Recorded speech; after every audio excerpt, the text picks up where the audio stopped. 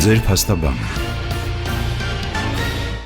Բարև ձեզ հարգելի ռադիոլսողներ, եթերում ձեր փաստաբանը հաղորդաշարի հերթական թողարկումն է։ Այսօրվա մեր թողարկումը նվիրված է ազդարարման համակարգին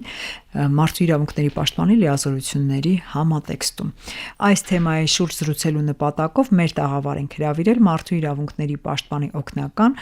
ներքին եւ արտաքին ազդարարման եւ հակակոռուպցիոն ծրագրերի պատասխանատու Կլարա Հովհաննիսյանին։ Բարև ձեզ հարգելի Հովհաննիսյան։ Բարև ձեզ, շնորհակալ եմ հրավերի համար։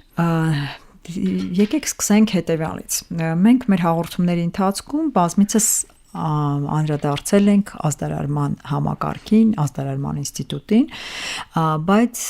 սա առաջին դեպքն է, երբ խոսում ենք մարդու իրավունքների պաշտպանի լիազորությունների համատեքստում այս համակարգի մասին։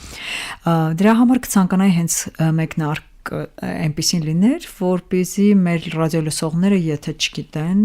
տեղեկանան կամ էլ դիմացության դեպքում վերհիշեն ինչ է ազդարարումը, ով է ազդարարը եւ ինչ նպատակ ունի ազդարարման գործընթացը։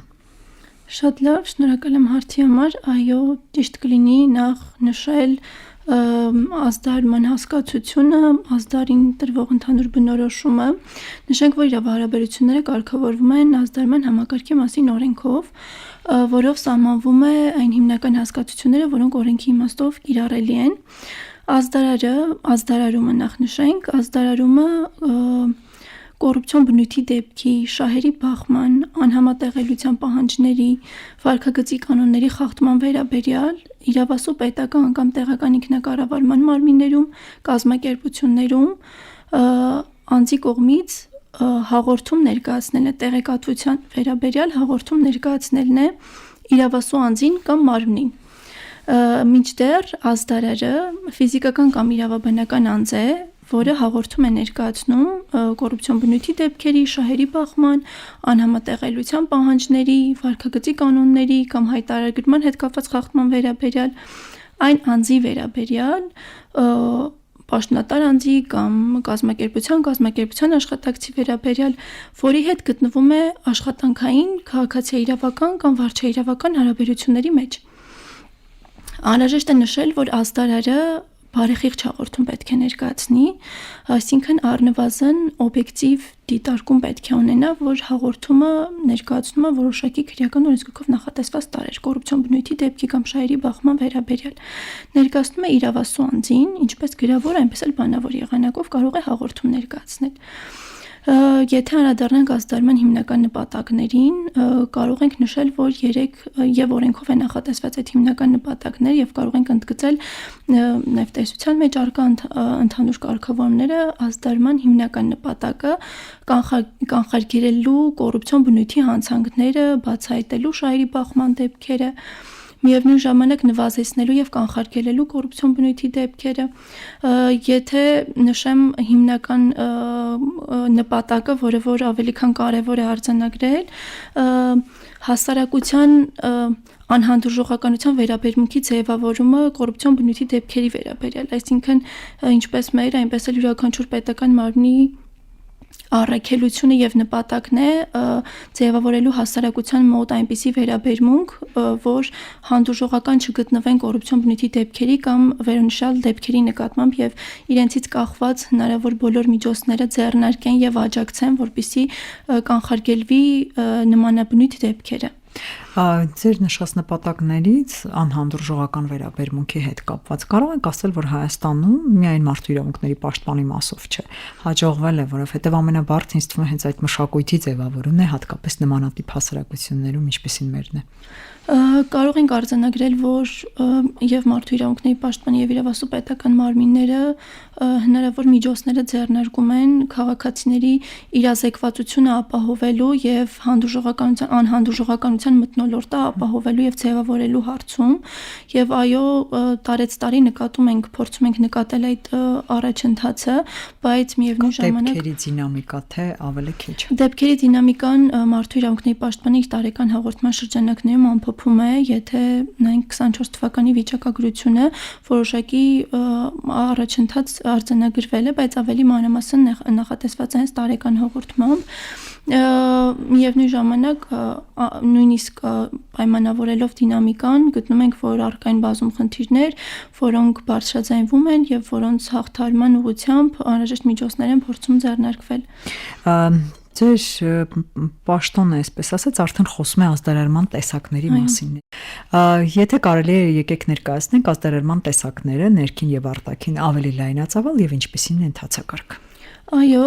եւ ազդարարման համակարգի մասին օրենքով նախատեսված է ազդարարման 3 հիմնական տեսակ, ինչպես ներքին եւ արտաքին ազդարարում, այնպես էլ հանրության ազդարարում։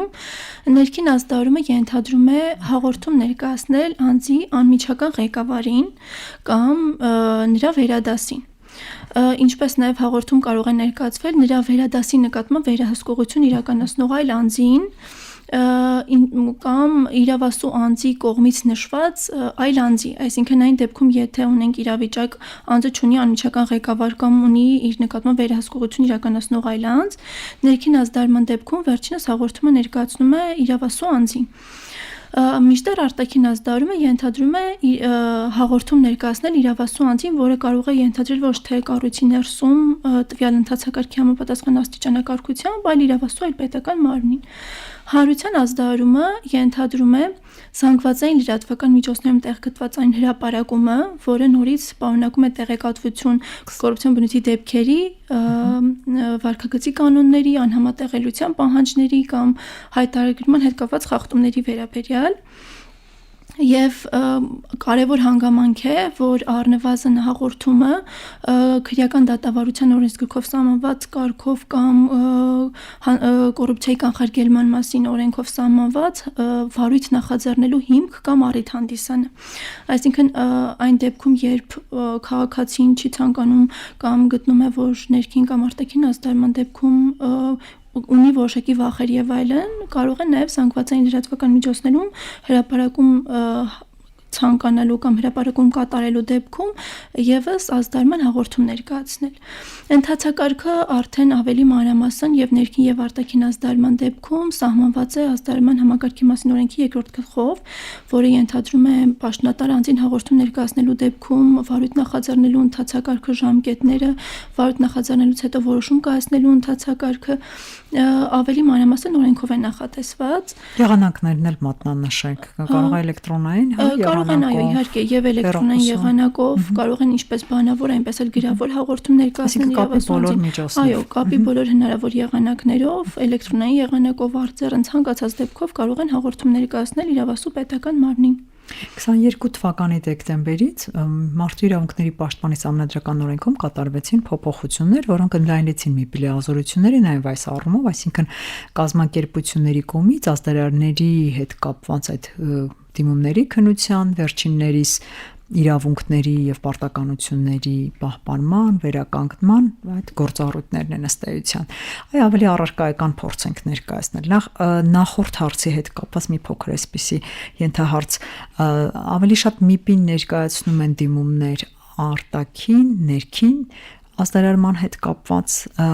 թե հանրային շահի շրջանակներում է, եւ երկրորդը, ինչպես արդեն նշեցի, ինչ տվեց այս լիազորությունները ՄԻՊ-ին, կարող ենք ասել այն ամրագրված օրենքով ամրագրված լիազորությունները, որ առկա են այսօր, բավարար են ՄԻՊ-ի այս իմաստով արժև դրված խնդիրների լուծմանը։ Թե ընդլայնման կարիք ունեն օրինակ։ Շատ լավ հերթովանական հարցերին, այո, օրենսդրական փոփոխությունների արդյունքում Մարդու իրավունքների պաշտպանի մասին սահմանադրական օրենքով նախատեսվեց, որ պաշտպանը ինչպես դիմումի առկայության դեպքում, այնպես էլ սեփական նախաձեռնությամբ կարող է քննարկել ազդարարների եւ նրանց հետ փոխկապակցված անձանց իրավունքների եւ ազատությունների խախտման վերաբերյալ հարցերը։ Այսինքն պաշտպանը բողոքի եւ արկայության եւ սեփական նախաձեռնությամբ քննարկում է վերոնշյալ հարցերը։ Քննարկման ընթացքում պաշտպանը լիազորված է բողոքի ուսումնասիրության քննարկման ընթացքում մի շարք լիազորություններ ունի, ինչպիսիք են օրինակ դիմելու իրավասու մարմնին, որպեսզի ազդարի եւ նրա հետ փոխկապակցված անձի նկատմամբ Հայաստանի Հանրապետության քրեական դատավարության օրենսգրքով սահմանված հատուկ պաշտպանության միջոցներ կիրառվեն։ Վերջինս նաեւ կարող է դիմել իրավասու պետական տեղական ինքնակառավարման մարմիններին, պաշտոնատար անձին, կազմակերպությանը, որպեսզի ձեռնարկվեն անհրաժեշտ միջոցառումներ ազդարի խախտված իրավունքների վերականգնման ուղղությամբ։ Այն լիազորությունները, որոնք օրենքով նախատեսված են, կարող ենք նշել, որ բավարարում են որոշակի գործողություններ ձեռնարկելու համար, սակայն անհրաժեշտ է նաև արձանագրել այն հանգամանքը, որ ինչպես միջազգային իրավական փաստաթղթերով, այնպես էլ ներպետական կարգավորումներով ստանձնած պարտավորություններն առավել արդյունավետ եւ առարկայական լուծելու եւ քննարկելու համար ավելի քան կարեւոր է համապատասխան ռեսուրսների անհրաժեշտությունը։ Տվյալ խնդիրը նաև կայակոչվել է եւ արձանագրվել է միջազգային տարբեր փաստաթղթերով, զեկույցներով, որոնք նշել են, որ այս պահին բավարար ստորաբաժանման բացակայությունը եւս խոչընդոտում է պաշտպանի կողմից արդյունավետ ազդարների իրավունքների պաշտպանությունն իրականացնել։ Այսինքն պետք է արձանագրենք, որ առնվազն որոշակի ստորաբաժանում առանձնացված եւ որոշակի ռեսուրսներ անհրաժեշտ են առավել արդյունավետ, առավել առարկայական եւ ամբողջական կազմակերպելու եւ ապահովելու ազդարների իրավունքների պաշտպանությունը։ Անդրադառնալով պաշտպանին հասցեագրված դիմումների մասին, նշենք, որ վիճակագրությունը եւ նաեւ մեր տարեկան հաղորդման շրջանակներում արձանագրել ենք, որ պաշտպանին որևէ դիմում չի ներկայացվել ըստ էության ազդարների խախտված իրավունքների պաշտպանության վերաբերյալ, բայց պաշտպանը հնարավոր միջոցներ է ձեռնարկում է քաղաքացիների իրավագիտակցությունը բարձրացնելու, իրազեկվածությունը ապահովելու համար, դեռ որոշակի աշխատանքներ իրականացվում են նաև հասարակության այդ անհանդուրժողականության մթնոլորտը ձևավորելու ուղղությամբ, պաշտպանը բազմաթիվ այցեր է իրականացնում բնակավայրեր, փակ-հաստատություններ, որի ընթացքում եւս հանդես է գալիս պարտադիր ներկայացում է նաև ազդարման համակարգը քաղաքացիների մոտ նաև իրազեկվածությունն ապահովելու համար, այսինքն հնարավոր ռեսուրսները, որոնք այս պահին առկա են, փորձում են համաչափ եւ արդյունավետ իրականացվել ազդարման համակարգը առավել բարելավելու, ինչպես նաև քաղաքացիների իրավագիտակցությունը բարձրացնելու համար։ Ինչքանով են զանգահարում պարզապես տեղեկանալու համար, հա, ձեզ կամ դիմումներ ներկայացնում, որովհետև ես կարծում եմ այս իմաստով երևի հարցում չի կատարվել, բայց բավականին ցածր է նաև այս իմաստով, որտեղ ազդարարման համակարգը ավելի շատ գիտեն երևի թե համացանցային ինչ-որ հարթակների միջոցով ազդարարելու հնարավորության մասին, քան մի կիպի միջոցով։ Եվ մենք պետք է նշենք, որ գործող օրենսդրության համաձայն, ազդարարման համակարգի մասին օրենքի համաձայն, անձը կարող է դիմել գաղտնի տեղեկատվություն ստանալու հետ կապված խորհրդատվություն եւ իր իրավունքների պաշտպանության հետ կապված խորհրդատվություն ստանալու մարդու իրավունքների պաշտպանից այս իմաստով աջակցություն ներողություն եւ խնդրում եմ առաջի հայացքից շատ պարզ է, բայց հասկանանք ինչ ասել է գաղտնի, այսինքն գաղտնի եղանակով է անանուն համակարգով ընթացակարգով է դիմում, թե դիմում է սովորական եղանակով, բայց խնդրում է պահպանել գաղտնիությունը տեղեկատվության հետ կապված եւ երկրորդը աջակցություն, իրավաբանական աջակցություն ասելով, այստեղ մարդը եթե կասկածներ ունի, որ սա կոռուպցիոն դեպք է թե ոչ, կամ չգիտեմ, շահերի բախում է թե ոչ, այս մասով է աջակցությունը լինում, թե նաեւ այն ներառում է այլ փուլեր, եթե կարելի է մանրամասնել։ Իրականում քաղաքացիները հնարավորություն են անանում հաղորդում եւս ներկայացնելու մարդու իրավունքների պաշտպանին դիմելիս առհասարակ յուրաքանչյուր դեպքում նաեւ քաղաքացիների դեպքում հաղորդում ներկայացնելիս վերջիններիս անձնական տվյալների գաղտնիությունը պահպանվում է։ Միևնույն ժամանակ պատասխանատու նշանակելու եւ բացառապես իրավասու պետական մարմնի ղեկավարի կողմից վերահսկողություն իրականացնելը եւս ենթադրում եւ ապահովում է քաղաքացու անձնական տվյալների եւ հաղորդման գաղտնիությունը։ Ինչ որ առանձնահատուկ ընթացակարգ նախատեսված չէ գաղտնիության կարգով դիմում ներկայացնելու համար, այլ ցանկացած դեպքում անձի կողմից հաղորդում ներկայացնելու կամ իրավունքների պաշտպանության մասին իրազեկվելու նպատակով պաշտպանին դիմելիս երաշխավորվում է անձնական տվյալների գաղտնիությունը։ Դա ենթադրում է պատասխանատու անձի կողմից վարույթ նախաձեռնելու համապատասխան ընթացք տալու դեպքում իր անձնական տվյալների գաղտնիության պահպանությունը, ենթադրում է նաև հաղորդում ներկայացնելիս երրորդ անձանց հնարավորություն չտրամադրելը հասանելի դառնալու անձի տվյալներին։ Միևնույն ժամանակ անդրադառնալով նաև այն հարցին, արդյոք երկրորդ հարցի, եթե չեմ սխալվում, գաղտնիության ապահովումը եւ Իրավական աջակցություն։ Իրավաբանական։ Մենք պաշտպանի աշխատակազմին նշենք, որ բազմաթիվ եւ բանավոր եւ գրավոր բողոքներ կարող են հասցեագրվել, որոնք ակնհայտ չպարունակեն ազդարման հաղորդման կամ ազդարի իրավունքների պաշտպանության վերաբերյալ տեղեկատվություն, բայց վերջիններս կարող են զանգահարել եւ ուղղակի տեղեկատվություն ստանալ իրենց իրավունքների պաշտպանության եղանակների մասին կամ ազդարման հաղորդման հիմքերի մասին, ընթացակարգի մասին, ինչ եղանակով կարող են հաղորդում ներկայացնել, այսինքն պաշտպանը յուրաքանչյուր դեպքում բացի իրավաբանական աջակցություն եւ ընդհանուր կարգավորումների ներկայացնելիս ունի հնարավորություն քաղաքացուն օրենսդրությամբ սահմանված կարգով ներկայացնելու ազդարման օրինակ վարքագծի կանոնների խախտման դեպքերը, որոնք են ենթադրում օրենսդրությամբ կամ կոռուպցիոն բնույթի հանցանքները քրեական դատավարության օրենսգրքով կամ քրեական օրենսգրքով, որ դեպքերի մասին է խոսքը գնում կամ հատուկ պաշտպանության քրեական դատավարության օրենսգրքով ինչպիսի պաշտպանության եղանակներ կան, այսինքն պաշտպանը բավականին ճկուն հնարավորություն ունի քաղաքացուն իրազեկելու նաև իր իրավունքները խախտվելու դեպքում պաշտպանության եղանակները մինչև հաղորդում ներկայացնելը հնարավոր ռիսկերը եւ յուրաքանչյուր դեպքում քաղաքացին պարզապես կարող է խորհրդատվություն ստանալ մինչև նույնիսկ իր հաղորդում ներկայացնելը կամ հաղորդում ներկայացնելուց հետո իրավունքների խախտման մասին որևէ պաշտպանից աջակցություն ստանալը եւ այլն, ստանալու տեղեկատվություն իր հնարավոր հաղորդման ներկայացնելու դեպքում գործողությունների շրջանակի իրավունքների պաշտպանության եղանակների մասին։ Մենք խոսեցինք անանունությունից, ինձ հետաքրքիր է մինչև հաղորդում ներկայացնելը, եթե ցանկանում ես ու տեղեկատվություն ստանալ, կարող է անձը զանգահարել, որտեղ ՄԻՊ-ի աշխատավճում է տվյալները գրանցել է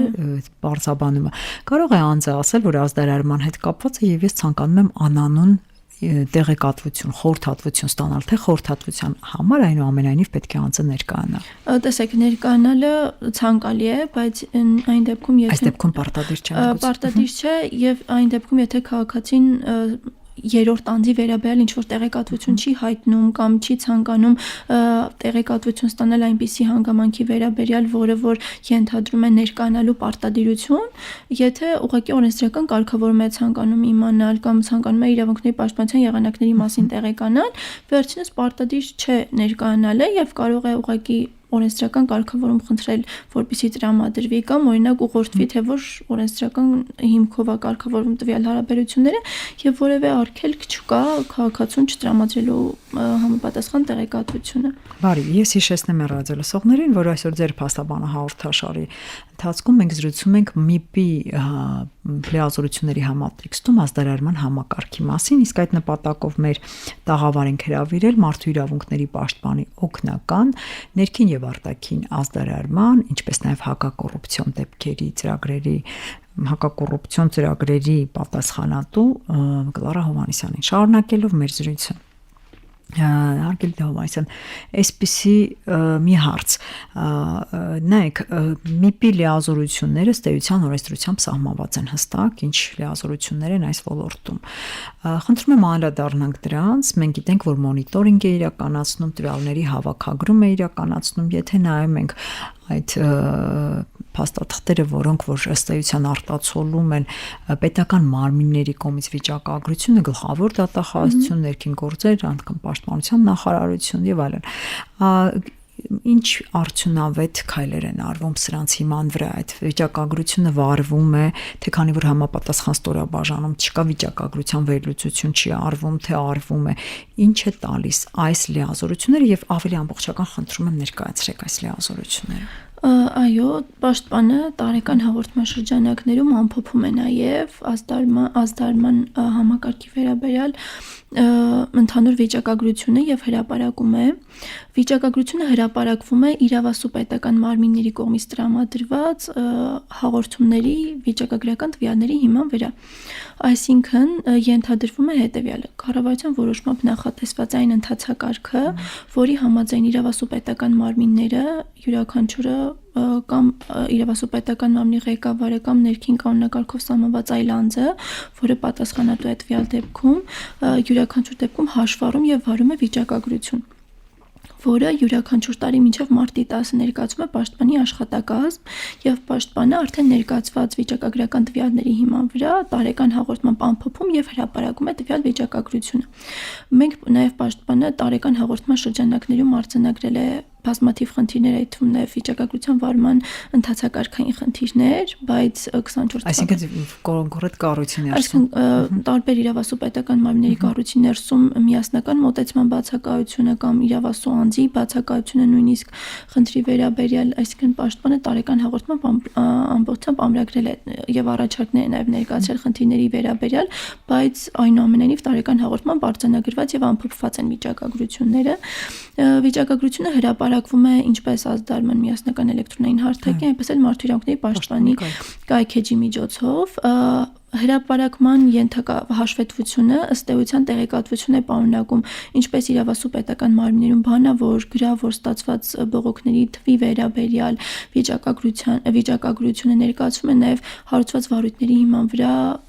կայացված որոշումների տեսակների վերաբերյալ կամ վարույթ չհարուցելու դեպքերի վերաբերյալ վիճակագրություն, այսինքն կառավարության 2018 թվականի 272 որոշմամբ հստակ սահմանված է վիճակագրության վարման ընդհանուր կարգը, նաև հաշվետվության ներկայացվող պահանջները, որը իրավասու պետական մարմինների կողմից պաշտպանին ներկայացվելու դեպքում արդեն տարեկան հաղորդմամբ ամփոփվում եւ հրապարակվում է։ Բարի, անդրադառնալով մեր առաջի հատվածում զրույցին, այսպեսի մի հարց ինձ մոտ առաջացավ։ Մենք բոլոր պետական մարմինների այսպես շրջանակում խոսվում է հակակոռուպցիոն դեպքերի նկատմամբ անհանդուրժողական վերաբերմունքի ձևավորման, այդ հաստատությունների պաշտոնական կայքեջերում դրված է կոնկրետ հղումներ եւ այլն։ Մենք ասում ենք վերապատրաստումներ են կամ իրավագիտակցության բարձրացում հանրության կամ կոնկրետ վերապատրաստումներ են արվում թիրախային խմբերի համար։ Կան այդպիսի ձեռնարկներ, որտեղ անձը կոնկրետ տեսնի, որտեղ ես կարծես թե դեռ չեմ հանդիպել, բայց միգուցե ուսումնական նյութերը ձեռքից տակ ամբողջական չեն ընկել, դրա համար չեմ հանդիպել, որ տեսնի իր անհանդուրժողականության պատճառով տվյալ գործը հաղորդում է ներկայացվել, հետո կանխվել է կամ բացահայտվել է, չգիտեմ նայած ինչ ընթացք է հետևել, այս խնդրի ազդարարումը նպաստել է կոնկրետ հակակոռուպցիոն դեպքի կամ մթնոլորտի կամ այնտեղ կանխման այստեղ ձևավորմանը, որ ինքը զգա իր վրա, որ ինչքանով դա նպաստավոր է եւ ոչ թե ասոցացվում է նախկինում, չգիտեմ, ինչ-որ ինստիտուտի հետ, որը առ այսօր մեծամասնության մոտ հանրության բացասական ազդեցություն ունի, որովհետեւ դա կոնկրետ ժամանակահատվածին է բնորոշ եղել, կոնկրետ անձանց տեսակին եւ այլն։ Այսօր ամբողջ արևմուտքը ըստ էության ազդարարման համակարգի միջոցով կարողանում է բերել նրան, որ երթևեկության վիճակը օրինակ այնպեսին չէ, ինչպեսին մեզ մոտ է, հակակոռուպցիոն դեպքեր, այսպես միջին կենցաղավարման մակարդակում չասենք չկան, բայց նվազեցված են համարյա եւ այլն, ռիսկերը բավականին այսպես հաշվարկված են։ Օրինակ մեզ մոտ այդ վերապատրաստվող անձիկ կամ հանրությունը տեսնում է այդ փոփոխությունը, կարող է շոշափել իր իրավունքների բարելավման իմաստով այդ հակակոռուպցիոն մշակույթի քաղաքականության մաս լինելու կարևորությունը, չէ՞ որ կարող է հենց նախկին ասոցիատիվ մեթոդներով ավելի սուբյեկտիվ ինչ-որ շահերի բավարարման հետ դեռևս, որտեղ սա իրավագիտակցության բարձրացումը պարզապես այսպես հայտարարում չէ, պետք է անձը իսկապես տեսնի այդ փոփոխությունը։ Իրականում այո, խնդիրը հետևյալն է, մենք փորձում ենք ապահովել իրավագիտակցության բարձրացումը եւ դրա եւ իրազեկվածության ապահովման ու անհանդուրժողականության մթնոլորտի ձևավորման պարագայում,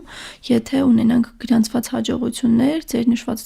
իրավիճակը միանշանակ ավելի ակնառու կլինի եւ յուրաքանչյուր դեպքում կարձանագրենք, որ հետեւյալ դեպքով ազդարման հաղորդում ներկայացնելն ունեցավ դրական կամ որևէ շոշափելի արդյունք։ Պետական կամ իրավասու պետական մարմինները, որոնք վիճակագրություն են վարում, ես եթե չեմ սխալվում, կան որոշակի հաջողված դեպքեր նաև ներկայացում, որոնք պետական մարմինները բարբերաբար կարող են հրապարակել, որևէ հստակ աղբյուր հիմա չեմ կարող նշել, որովհետև այո ունենք խնդիր հասանելիության վերաբերյալ, դա կարող է պայմանավորված լինել ինչպես գաղտնիությունը ապահովելու երաշխավորելու տեսանկյունից, որովհետև եթե մենք փորձենք ներկայացնել դեպքը կարող է որոշակի տվյալներ պարունակել, որը որոշակի նույնականացում ենթադրի, բայց առաջին հիմնական շոշափելի արդյունքը, որը կարող ենք մենք նկատել, ունենալ հիմնական արդյունավետ մեխանիզմներ եւ յուրաքանչյուրս ունենանք պատասխանատվություն դեպքին արձագանքելու եւ այդ դեպքում առնվազն յուրաքանչյուրը իր դեպքով կնկատի այն հիմնական իրավական հետևանքը, որը կլինի շոշափելի։ Միջազգային իրավական պրակտիկայում եւս ունենք հաջողված դեպքեր եւ փորձում ենք եւ իրավագիտակցության բարձրացման եւ իրազեկվածության ապահովման միջոցով մեր մոտ եւս բարձրացնել եւ հասնել այդ շոշափելի արդյունքին, այնուամենայնիվ եւ մարդու իրավունքների պաշտպանի եւ իրավասու պետական մարմինների կողմից փորձում են ձեռնարկվել հնարավոր բավարար միջոցները գրանցելու հենց շոշափելի արդյունքները, որոնք ակնկալվում են։ Որովհետև ինձ համար, տեսեք, տարբեր հասարակությունների հետ անդամների ներկայացուցիչների հետ որպես շփված անձ, այսպիսի մի բան է գալիս։ Այնուամենայնիվ, սա մի գաղտնի գործընթաց է, որի արդյունքում դրական գործ է արվում։ Արդյունքը այդպիսի դրական է։ Բայց մեր ազգային մենթալիտետը այնպիսին է, որ մեծամասնությունը, չեմ նշում բոլորը, ավելի շատ երևույթների մասին փակելու, չբարձրաձայնելու, նույն իներցիոն եկել է հիմա մի քիչ փոխվել է պատկերը, բայց այնուամենայնիվ ավելի շատ, եթե ավելի ինստիտուցիոնալ մակարդակով խոսենք, ոչ թե համացանցային, այսպես բաց պլատֆորմի մակարդակով, ավելի շատ խնդիրները ծածկելու, քան բարձրաձայնելու, այն էլ գրագետ իրավական ձևով ընդունված մշակույթ ունենք։ Դրսում կարծես թե որ բաց լինելը, բարձրաձայնելը ավելի շատ է թույլ տվել, տարիների ընթացքում, դարերի ընթացքում ավելի այսպես գրագետ մոտեցում է ձևավորվել բարձրաձայնելու եւ հատկապես արդեն իրավական հարթություն տանելու ոչ բոլոր դեպքերի մասն է բնական։ Այստեղ այս տեսակը ազգային առանձնահատկությունը հաշվի առնվում է, թե մենք վերցնում ենք ուրիշից կիրառում ենք այդ փորձը, ասում ենք իրավագիտակցությունը բարձրացրած արեցինք, չգիտեմ 300 վերապատրաստում արեցինք ուսուցիչների կամ չգիտեմ այս խմբի արեցինք, վերջ մենք համարում ենք իրավագիտակցության բարձրացման հետ կապված աշխատանքները կատարված։ Այն մի բան աշխատում է հանրության հետ, բացի նմանատիպ, ասենք, իրազեկումներից կոնկրետ վերապատրաստումներ։ Այո, տեսեք, քանի որ ճիշտ նշվեց, խնդիրը առանձնահատուկ է մեր երկրին բնորոշ, առաջին հիմնական թիրախը հենց անհանդուրժողականության մթնոլորտի ձևավորումն է եւ հասարակությունը հասկացնել կոռուպցիոն բնույթի դեպքերը որոնք են եւ դրանց արձագանքելը ինչպիսի կարեւոր նշանակություն ունի։ Մարդու իրավունքների պաշտպանը, ինչպես նշվեց, բացի վերապատրաստողական այդ աշխատանքներից կառույցի ներսում եւ կառույցից դուրս բազմաթիվ այցեր է իրականացնում ինչպես բնակավայրեր, քաղաքացիների հետ ակտիվ հանդիպումների շրջանակներում, այդ թվում նաև դպրոցներում, փակ հաստատություններում, այսինքն դե փակ հաստատությունների վերաբերյալ մենք գիտենք, որ փակ հաստատություններում եւս օրենսդրությունը նախատեսում է հնարավորություն անանուն նմանատիպ դեպքերի մասին հայտնելու, չէ՞, ինչպես սովորական եղանակով, այնպես էլ անանուն շատ են ձեզ դիմում։ Եթե խոսենք ազդարների իրավունքների պաշտպանության նպատակով պաշտպանին դիմելիս, ապա դիմումներ չեն արձանագրվել, բայց եթե խոսենք, եթե մենք խոսենք այնպիսի դեպքերի մասին, որոնք կարող են ենթադրել նաև ազդարման հաղորդում, ապա շատ հաճախ քաղաքացիներ իրենք դիմելիս կարող են պատկերացում չունենալ, որ դա ազդարման հաղորդման է ենթադրում, այսինքն մենք չունենք գրանցված վիճակագրություն, որ մեզ ազդարի իրավունքների պաշտպանության նպատակով ներկայացվում է դիմում, բայց պաշտպանը բազմաբնույթ բողոքներ է քննարկում, որոնք իր մեջ կարող են ենթադրել եւ ազդարման հաղորդում ներկայացնել եւ քաղաքացուն ուղղորդել նաեւ ճիշտ ընթացակարգին համապատասխան հաղորդում ներկայացնել եւ նախորդ հարցին նաեւ անդրադառնալով նշեմ, որ այցերի ընթացքում հասարակության հատկապես բնակավայրերում եւ դպրոցներում այլ հաստատություններում ավելի քան կարևորում ենք նշելը եւ կոռուպցիոն բնույթի դեպքերի մասին քաղաքացիներին տեղեկատվություն տրամադրելը, որը կարող է ազդել կամ կարող է ունենալ որոշակի հետևանք, այն էլ հասարակության անհանդուրժողականության վերաբերմունքի ձևավորմանը, այսինքն մենք ունենք այո խնդիր մենտալիտետային, մտածելակերպային, որին որ բախվում ենք եւ նույնիսկ միջազգային պրակտիկայի կամ ներպետական կարգավորումների արկայության դեպքում ունենք տվյալ խնդիրը, բայց ավելի քան կարևոր է խնդրի կարգավորման համար այո դա փորձել համաձայնեցնել ներպետական մտածելակերպին եւ աշխատել հենց այդ ուղղությամբ եւ պաշտպանի աշխատակազմի հիմնական գործիքակազմը ուղղորդվում է հենց նաեւ այդ ուղղությամբ, որպեսզի ապահովենք հասարակության ճիշտ իրազեկումը եւ ճիշտ պատկերացումը համակարգի նկատմամբ, որոնք են պաշտպանի կողմից ազդարարի հատուկ պաշտպանության միջոցները, չէ՞ որ մի հարց է այդ անհանդուրժողական ներողությունից մթնոլորտի ձևավորումը, ազդարարումը, բայց նաև պետք է մտածել հետո այդ իրավունքների պաշտպանությունը։ Այո, ինչպես նշեցինք, պաշտպանը բողոքի ուսումնասիրության կամ քննարկման ընթացքում իրավասու է դիմելու պետական, տեղական ինքնակառավարման մարմիններին, պաշտոնատար անձանց, իրավասու այլ մարմիններին, այսինքն այլ լիազորությունների շրջանակում է ապահովում քրեական դատավարության օրենսգրքով սահմանված հատուկ պաշտպանության միջոցներ կիրառելու համար։ Պաշտպանը կարող է, ինչպես բողոքի արկայության դեպքում այնպես է սեփական նախաձեռնությամբ գրավոր վարույթն իրականացնող մարմին դիմում ներկայացնել, խնդրելով կիրառել անձի նկատմամբ հատուկ պաշտպանության միջոց։ Դա կարող է ենթադրել օրինակ անձի նկատմամբ անձի հետ տեսակցելու կամ շփվելու սահմանափակում, առավել հաճախ օրինակ աշխատանքի վայրում հաղորդման ներկայացնելու դեպքում կարող է ենթադրել անձի աշխատավայրի փոփոխության հնարավորություն, կարող է ենթադրել անձի նրա գույքի բնակավայրի նկատմամբ հատուկ հսկողություն, այսինքն հատուկ պաշտպանության միջոցները բավականին շատ են, որը նախատեսված է նաև քրեական դատավարության օրենսգրքով։ Պաշտպանը սահմանափակված չէ յուրաքանչյուր դեպքով վարույթն իրականացնող մարմնի դիմելու, որպեսզի հատուկ պաշտպանության միջոց կիրառվի։ Կարևոր է արձանագրելու նաև, որ հատուկ պաշտպանության միջոցները կարող են նաև մի քանի պաշտպանության միջոց միևնույն ժամանակ կիրառվել եւ պետք է համաչափ լինի այն հետևանքին կամ այն ռիսկին, որ անձը ռիսկ է ենթարկվել, հատուկ պաշտպանության միջոցները պետք է համաչափ լինեն նաև այդ ռիսկերին։ Հիմնական պաշտպանության միջոցները գրեթե նշվեց, առավել հաճախ հենց աշխատանքային իրավունքի ոլորտում ենթադրվում է, որ պաշտպանության այդ միջոցներով կարող է դիմվել։ Եվ ամենաանհրաժեշտը։ Եվ այսպեսի մի կարճ պատասխանակնկալող հարց։ Դուք պատասխանատու եք ներքին եւ արտաքին ազդարարման եւ հակակոռուպցիոն ծրագրերի համակարգման համար։ Մարդու իրավունքների պաշտպանում առ այսօր գրանցվել է ներքին ազդարարման որևէ մի դեպք։ Որևէ դեպք։ Վիճակագրություն չեմ կարող ներկայացնել, դա նաև որոշակի գաղտնիությունից ելնելով, բայց կնշեմ, որ փորձում ենք եւ նաև նպաստում ենք, որպեսզի նաև ներքին ազդարարման համակարգը զարգանա, ինչպես կառույցի ներսում, այնպես էլ կառույցից դուրս,